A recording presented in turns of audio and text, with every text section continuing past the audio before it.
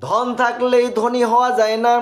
আমার ভাই, এরা অনেকে ধনী হতে চায়, অনেকে ধনী হতে চায়, অনেক বোন ধনী হতে চায়, কিন্তু আপনি ধন থাকলেই ধনী হতে পারবেন না। ধনী হতে হলে আপনার ধনশালীদের বৈশিষ্ট্য অর্জন করতে হবে, তাহলে আপনি ধনী। আল্লাহর কাছ থেকে যা পায় তাতে যে ব্যক্তি তৃপ্ত থাকে সেই হলো ধনী ব্যক্তি। ধনী ব্যক্তির বৈশিষ্ট্য হলো সে কারো কাছে কোনো কিছু চাইবে না। ধনী ব্যক্তির বৈশিষ্ট্য হলো সে কারো কাছে কোনো কিছু পাওয়ার আকাঙ্ক্ষাও থাকবে না।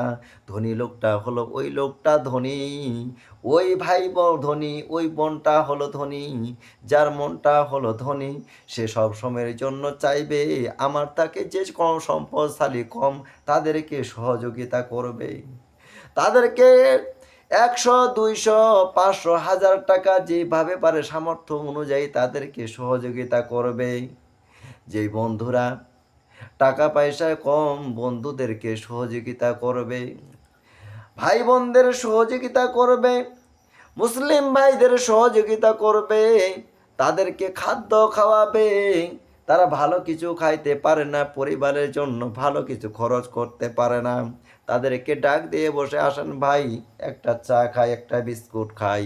লোকটা যখন বলবে চাও খাবো না, আমি বিস্কুটও খাবো না, আপনি তাকে 100 টাকা, 200 টাকা, 1000, 5000, 10,000 টাকা যদি ধরিয়ে দিতে পারেন, তাহলে আপনার বৈশিষ্ট্য, আপনার মনটা যেমন ধনী, আল্লাহ আপনাকে ধনী বানাবেন। আল্লাহ রাসূল সাল্লাল্লাহু আলাইহি সাল্লাম বলেছেন, ধন সম্পদের প্রাচুর্যের নাম ধনী নহে, বরং প্রকৃত ধনী হলো ওই ব্যক্তি যার মনটা হলো ধনী।